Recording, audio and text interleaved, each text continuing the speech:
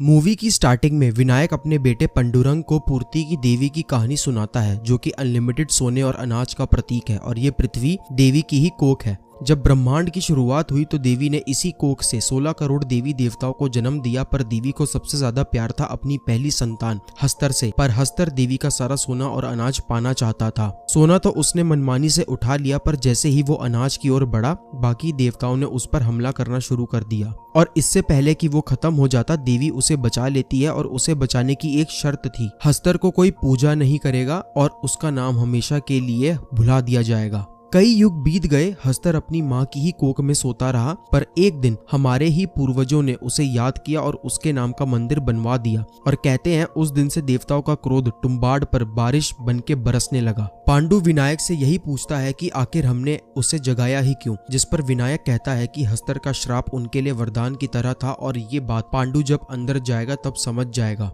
इस मूवी को 3 चैप्टर में बांटा गया है। पहला चैप्टर है 1918 का। तुम्बाड़ गांव में एक फैमिली दिखाते हैं, एक विडो माँ, उसके 2 बेटे विनायक और सदाशिव। विनायक की माँ सरकार नाम के एक आदमी की मिस्ट्रेस रहती है और विनायक का पूरा परिवार खजाने के लालच में सरकार और एक बूढ़ी दादी की सेवा करता है। वो बूढ़ी दादी सरकार के ही वंश की रहती है, जिसकी उम्र शायद 200 साल तक होगी। उसे बांध कर विनायक के घर में ही रखा गया है, जहाँ उसकी माँ रोज उस दादी को खाना खिलाती है, पर अपने बच्चों को उसके पास जाने से रोकती है। एक दिन जब उनकी माँ को सरकार के घर से आने में देर होती है, तब सदाशिव और विनायक दादी को खाना देने जाते हैं, जो होश में आकर उन्हें लालच देती है कि वो बच्चे उसे खोल दें और वो उन्हें खजाने को पाने का रास्ता बता देगी। दादी उन पर हावी हो उसके पहले ही उनकी माँ वापस आ जाती है और विनायक ये जानकर गुस्सा होता है कि सरकार ने अब भी उन्हें सोने की मुद्रा नहीं दी है। अगले दिन खबर आती है कि सरकार मर गया और माँ बेटों को कहती है कि वो आज ही ये गांव छोड़ देंगे, पर तभी सदाशिव पेड़ से गिरकर घायल हो जाता है। उसकी माँ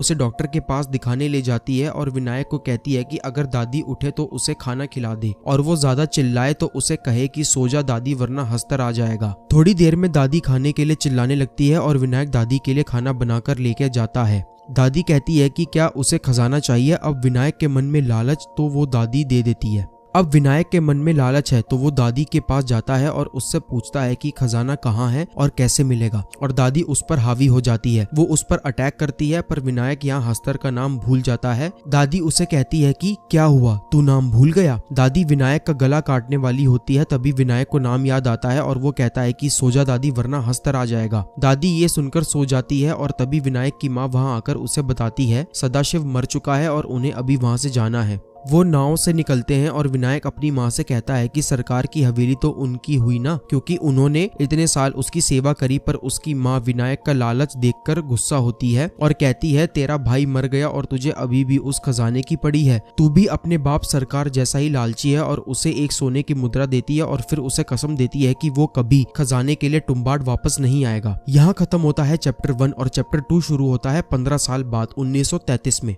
विनायक बड़े होने पर वापस तुम्बाड़ आता है। उसकी माँ अब नहीं रही और विनायक को अब बस एक ही ऑब्सेशन है, तुम्बाड़ में छुपे खजाने को पाना। इसके लिए वो सबसे पहले अपने घर आता है दादी से मिलने। वो कहता है कि दादी के सीने में पेड़ उग चुका है, पर दादी अभी भी जिंदा है। वो दादी से खजाने के बारे में पूछता है और दादी उसे खजाना ढूंढने से मना करती है और कहती है कि विरासत में मिली हर चीज पर दावा नहीं करना चाहिए। विनायक कहता है कि अगर मैं नहीं करूंगा तो कोई और करेगा, और दादी कहती है तू भी लालची है, और विनायक बदले में बोलता है कि हाँ, एक ही तो गुण है मुझ में। वो दादी से डील करता है कि दादी उसे खजाना पाने का रास्ता बताएगी और वो दादी को उसके दर्द से मुक्ति दे देगा। विनायक को पता चलता है कि खजाना सरकार के महल के एक कुएं में है और 3 महीने तक मेहनत करके वो उस कुएं को ढूंढ लेता है और उसमें उतरने का रास्ता भी ढूंढ लेता है। दादी उसे सोने की मुद्रा तक पहुंचने का राज बताती है और वो बदले में दादी को जलाकर उसे आजाद कर देता है। अब विनायक खूब सारी मुद्रा लेकर अपने गाँव वापस आता है और अपनी पत्नी को कहता है कि अब उनके दिन बदलने वाले हैं। फिर वो अपने मुनीम के पास जाता है और उसे वो मुद्रा देता है और बदले में उससे पैसे लेकर अपने ऊपर चढ़ा हुआ सारा कर्जा उतार लेता है। अगले कई सालों तक विनायक धीरे धीरे कुएं से सोने की मुद्रा निकालता है, जिससे वो बहुत अमीर बन जाता है। कभी वो 4 मुद्रा लाता, कभी 10 तो कभी 2, लेकिन जितनी दौलत उसे मिलती जाती है उसका लालच उतना और ज्यादा बढ़ता जाता है। हर बार मुनीम उससे पूछता है कि वो मुद्रा कहाँ से लाता है, पर विनायक उसे कुछ नहीं बताता। मुनीम को विनायक पर शक होता है और वो सोचता है कि इस बार विनायक के जाने से पहले वो खुद तुम्बाड़ चला जाए और वहाँ से खजाना निकाल लाए। वो विनायक का ध्यान हटाने के लिए उसके पास गाँव की एक वेश्या छोड़ देता है, पर वो लड़की पैसों के लालच में विनायक को सब सच बता देती है। विनायक हवेली आता है और वो मुनीम को दिखाते हुए मुद्रा निकालने का काम शुरू करता है। मुनीम देखता है कि विनायक कुएं के अंदर उतरा और फिर सोने की मुद्रा लेकर बाहर निकला। मुनीम विनायक के जाने के बाद कुएं में उतरकर सुरंग के रास्ते एक ट्रंक तक पहुंचता है जिस पर देवी बनी हुई रहती है। वो ट्रंक खोल के रस्सी से नीचे उतरता है और पहुंच जाता है देवी की कोख में।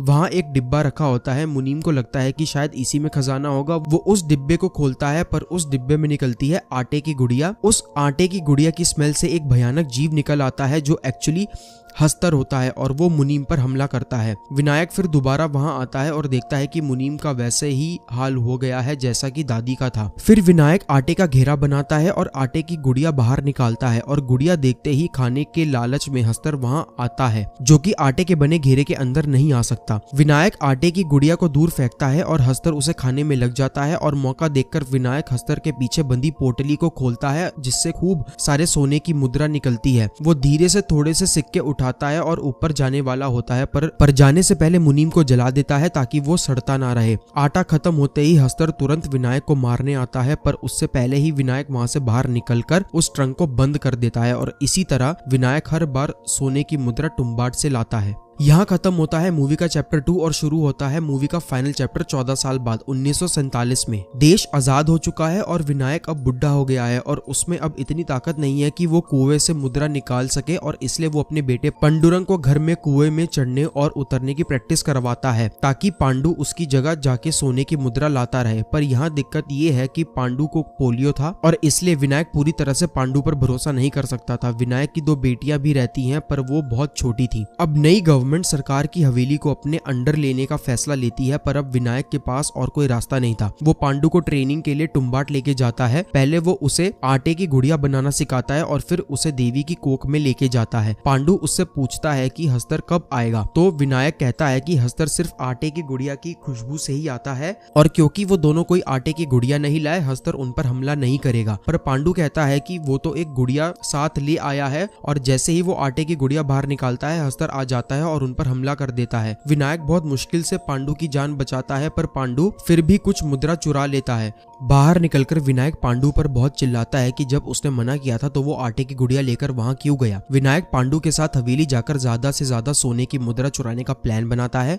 पांडु यहाँ विनायक को सजेशन देता है कि वो लोग ज्यादा आटे की गुड़िया लेकर वहां क्यों नहीं जाते क्योंकि जितना ज्यादा गुड़िया लेकर वो वहां जाएंगे हस्तर उन्हें खाने में उतना ही वक्त लगाएगा और वो ज्यादा से ज्यादा सोने की मुद्रा ले पाएंगे। विनायक को ये बात अच्छी लगती है और वो आटे की कई सारी गुड़िया लेकर देवी की कोख में पहुंच जाता है। और यहाँ आता है एक जबरदस्त ट्विस्ट। वो दोनों जितनी ज्यादा गुड़िया को बाहर निकालते हैं वहां उतने ही ज्यादा हस्तर आ जाते हैं और इस वजह से वो लोग उसी जगह फंस जाते हैं। पर क्योंकि वो आटे के घेरे में रहते हैं तो कोई भी हस्तर उन पर हमला नहीं कर पाता। यहाँ एक इंटरेस्टिंग बात यह है कि आटे के घेरे उन्हें सिर्फ लिमिटेड ऊंचाई तक ही सेफ रखते हैं और इसलिए विनायक और पांडु आटे की सारी गुड़िया खत्म होने का वेट कर रहे होते हैं पर तब भी वो सारे हस्तर वहीं रहते हैं। ऐसे में विनायक एक प्लान बनाता है अपने बेटे को बचाने का। वो आटे की सारी गुड़ियाओं को खुद से बांध लेता है और बाहर निकलने वाली रस्सी पर चढ़ने लगता है जिससे वो सुरक्षा घेरे के बाहर आ जाता है और सारे हस्तर उस पर लगी आटे की गुड़िया खाने के साथ उसका पीछा करते हैं। विनायक किसी तरह उस गुफा से बाहर निकलता है और सारे हस्तर उसका पीछा करते हुए भस्म हो जाते हैं क्योंकि गुफा के बाहर विनायक ने पहले ही आटे का घेरा बनाया हुआ था और ऐसे पांडु रस्सी के सहारे आराम से बाहर आ जाता है। पर वो बाहर आके देखता है कि विनायक का भी वही हाल हुआ जो दादी और मुंशी का हुआ था। विनायक पांडु को मुद्रा से भरी हुई पोटली देता है पर पांडु को रियलाइज हो जाता है कि लालच की वजह से उसके पिता का क्या हाल हुआ और इसलिए वो उस पोटली को लेने से मना कर देता है। विनायक को ये देखकर काफी खुशी होती है। पांडु विनायक को बोलता है कि सो जाओ वरना हस्तर आ जाएगा